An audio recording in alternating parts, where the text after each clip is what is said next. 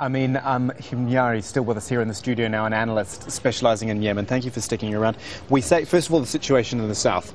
We say believed to be Al Qaeda fighters. Is it likely to be anyone else? Is this the force that would be operating down there? Yeah, I've just mentioned earlier, the president has, many troops, civilians. I mean, he has distributed a lot of guns or machine guns to civilians, and he has created groups in many cities and many provinces. And he claims that these troops are Al Qaeda, but in fact it's one of his tricks. He is trying to send a message to the West, convincing them that if I leave power, Al Yemen is going to be in the hand of Al Qaeda troops. I think this is not, in fact, the truth. Do you think people buy, well, it may not be the truth, but do you think people buy that when they look at a situation like this now and see unrest spreading further south like this? Do you think they might look at it and think, well, there is potential for more unrest if he does go? In fact, it's not as serious as it might appear to international community. If we look backward to Saada's war, he was controlling some of the leaders of Houthis, and when the military were fighting Houthis, he asked the military to stop at one point and say, okay, withdraw, leave all the machines there, and then the Houthis come and take the machine guns. So he played dirty games, with the Yemeni blood, even for 33 years, even since when he came to power. Now he is playing the same game in the southern province.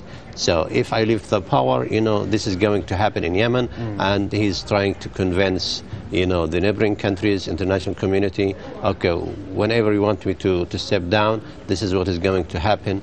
So it's kind of threatening to the neighboring country and to the West. Right, let's look at the other current issue, and that is the ceasefire that has come into effect in Sana'a itself. Yes. Again, what do you make of that? Is it something which can last, or is it just something, a lull in the fighting just for now?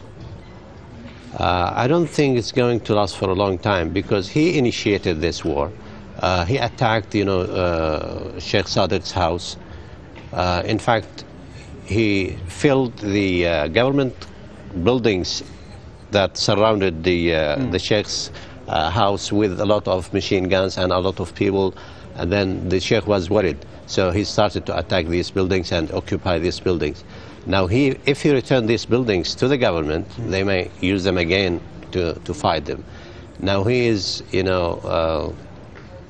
trying to tell the Yemenis, if you don't accept me in power, the whole country is going to collapse, and I'm going to fight. But I think the tribesmen are very wise.